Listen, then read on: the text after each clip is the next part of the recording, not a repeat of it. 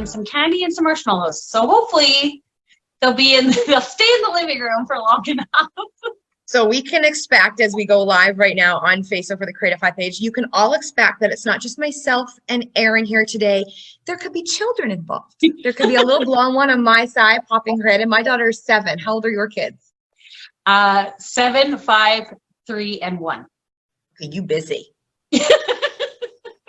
Like you busy beyond busy. I thought 1 was a challenge. 4, what? Yeah, 4 is busy. Went for it all the way. All right, everybody. Thank you so much for being here today, Erin. This is the Creative Hive Live on Facebook. We are going to start chatting with, specifically on Wednesdays, makers, local makers from across the province, and hopefully at some point makers from across the country, because I think it's so important to get to those stories behind why people do the things they do. And what the thing is with makers, it used to be craft fairs. This ain't your mama's craft fair, ain't your grandma's craft fair. These are talented artisans that are really starting to showcase and be recognized for what they do. So we're starting today with Erin from Prairie Wilds. And Erin really, she kind of epitomizes this whole idea of artisan. You think of sewing, and I right away go to my grandmother in her room that had the yarn up the wall and the patterns. Oh. I got a quillo. I still have my quillo that had a lovely wild bird on it that unfolded into paisley. Erin's taking those ideas and those natural ways of sewing and turning them on their head. And she's creating something sustainable, something that grows with your children, something that not only she does locally, but she uses local fabrics, and she's got the cutest little models along the way. Erin, thank you so much for being one of our first here today. We're excited to have you. Thank you very much for having me. It's my first Facebook Live. So, I mean, it's good to start with you. You're rocking it. Camera's ready. We're good to go. Your background looks good. Yeah. So you're in my room, hiding from my children. That's how it goes. So.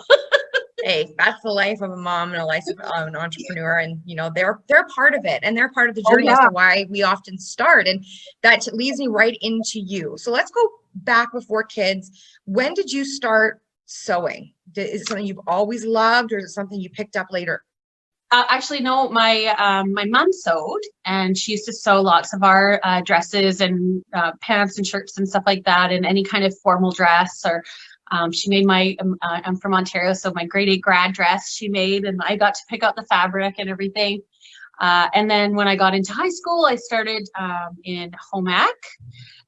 My home ec teacher was named Mrs. Horwood, and she was with us Mrs. Horwood. Yeah, Mrs. Horwood. She was legit. She taught us how to embroider and make potato soup, and how to make a sweatshirt. Even though I remember my sweatshirt being absolutely horrendous, I think it was just part of the process, getting all that stuff going. And then I got my own sewing machine when I was in grade 12, I think. And actually, funny story, I was sewing with my mom at the kitchen table, and I sewed right through my finger. That's not funny at all. Well, I pulled I was sewing, right? You're on a regular sewing machine going like this, and I sewed right through my finger, and I pulled it back, and so I broke the needle in my finger. And my dad heard me screaming, and he came running and took one look at it. And he went to the garage, came back with a pair of pliers and pulled out the needle out of my finger. And then my mom, and you still decided you would love it? Yeah, no, I was like, I have to go to the hospital. And he was like, no, you just need to pull it out. It'll be fine. You've had your tetanus shot. You're good. So that wasn't enough trauma to keep you from sewing. No. Yeah, it was okay. And then I went to college, and I did a whole bunch of stuff. And then when I came back to Edmonton in 2000, I met my husband, my boyfriend at the time, met my husband, and my parents moved back to Ontario. I stayed here, and 20 years later, here we have 4 kids and a house and all these things. So but I started sewing again when my okay, so you took that break there. So it was something you did, but it wasn't a passion for you. You didn't, through life. No. Yeah, no. When did that passion reignite, or when did it ignite to begin with? Because you've taken it to a new level, the idea of sewing. There's no more basics behind it. No, yeah, it's a lot of work, but the really when Avery, our oldest, was born, I was focusing on organic and natural products for him and trying to make sure that, like your firstborn, you know, make all their own foods and do all the things and, clothe them in, hemp seeds and all this stuff because they're your firstborn. So you treat them with kid gloves. And so I had been looking for all of these clothes and I couldn't find them. And I was looking for blankets and I couldn't find them. And I'm sure they were out there. I just didn't find ones that I wanted. And so I was like, well, forget this. I have a sewing machine. So let's try it out. And I was making stuff for him and it was just a lot of fun and a really great creative outlet for me. And then, 2 years later, we had a little girl. So then it's like full on dresses and, doing all kinds of fun stuff. So how did it make you feel? How did it make you feel to see those blankets and to wrap the little guys and know that not only was it organic and safe and all of those things, but that you made that piece of you was there with them? It's really, it's funny. I actually saw a post the other day from another maker, which really resonated with me. And it was saying like, the gist of it was, every single time you see a piece of your work used on a picture or, with a baby, or like you said, like all swaddled up, like you get this insane sense of pride. Like you've created that and someone else actually likes it. And, so the fact that people have that kind of reaction to our designs and our products, I legit do a happy dance. Oh, there goes some popcorn. I can hear it. That I do a happy dance every time honestly, every time I get an order. I'm so excited and I just get so happy. And my husband's always like, oh, what did you sell? And who bought it? And, all that kind of stuff. And that support is a really very prideful. big deal. It's a really prideful feeling and a very thankful feeling because you put all this stuff out and not everything works. Like I've got, I have designs that I made that people didn't like, and it. Don't tell anybody. And if my mom's listening, I'm in so much trouble. But she worked for months as a kid. It was when I was a kid to make my dad a sweater. Oh. And to this day, we all laugh because it didn't have any arms. Well, it was a vest then, a beautiful vest. I'm sure. That you couldn't put your arms out of. It was sewed right in. She sewed the sides. Yeah.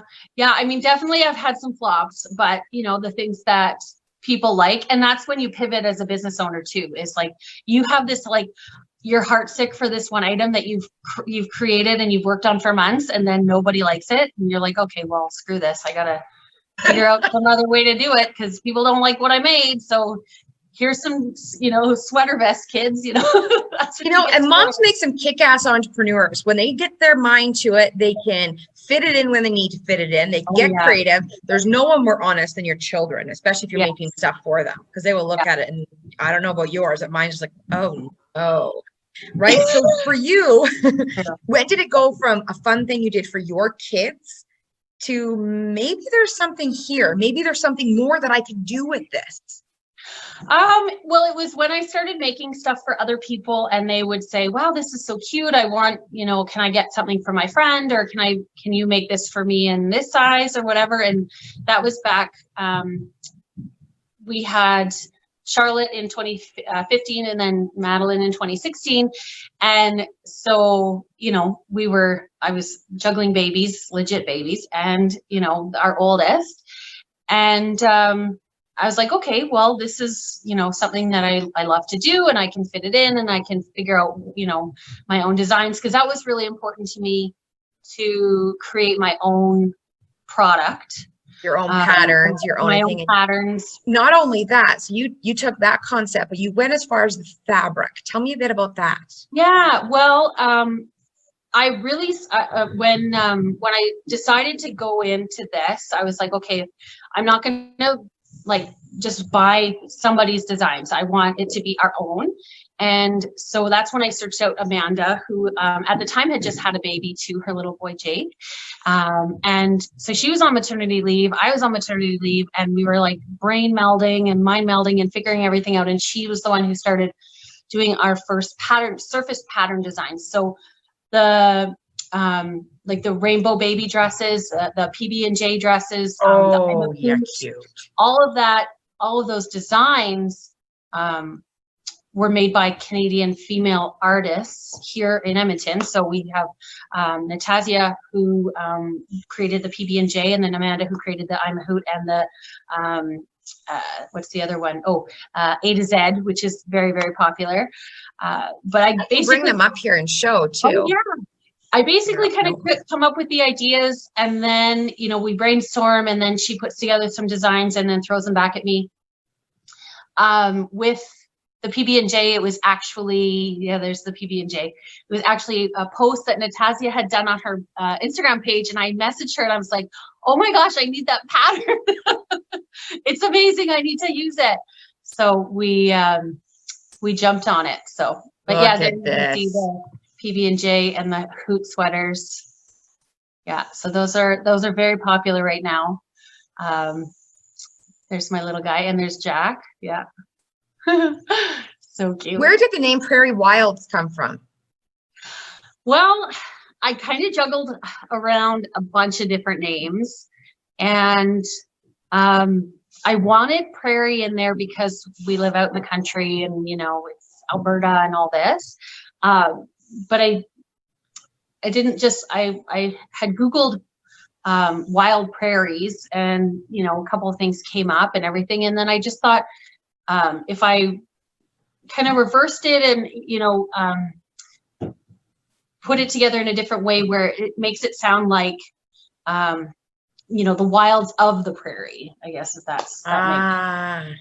So, yes. You know, it kind of creates that perception of, you know, being out in nature and, you know, communicating with nature, all that kind of stuff. And children are wild. And children are very wild, yes. Ours especially, so it works. They're crazy, but yeah. So when you started this, you know, makers were a thing. I mean, they've always been a thing. There's always so many makers out there, but that movement, that really big push in Edmonton had really just started to take off. Yes. What has that shift meant to you, where it's not your grandma's craft fair? We've said that before, but when did that shift for you start, and how did that impact you? Well, I mean, for sure. I was coming up around the same time as a lot of other makers who, like you said, were creating artisanal products versus, you know, flea market kind of things where it's not necessarily curated. Right? Exactly. So, I mean, I had been to Make It. I had been to the Indie Craft Fair. Like, they had just started. Like, when I went, the first time I went to the indie market was when they were much smaller, and then when Make It was actually at the Enjoy Center. So that was a while ago. But I remember walking through there, and that's when I had like just started, and I was like, one day I'm going to be in this market. Like, it was like a vision that I was like, I'm going to be at this market, and I'm going to do things, and I'm going to have my clothes here. And I came home and I was like, okay, that's it. I'm going to do it. And I actually remember doing that. And my husband was like, okay, go for it. Like, you got a sewing machine, you know, see what happens. But then I had to buy a serger. I had to buy a cover stitch machine. So like, it just turned into like, okay, now I have a real business, and all of a sudden I'm doing these things, and I'm, you know, registering my name, and now I have to like get out there and apply for shows. And the first show that I got into was Make It. And then the next couple ones were curated, and then I got into the curated shops, and then into, I got into a couple of their shops, and then some more shops here in Edmonton. Yeah, you're at the Maker's Keep too now.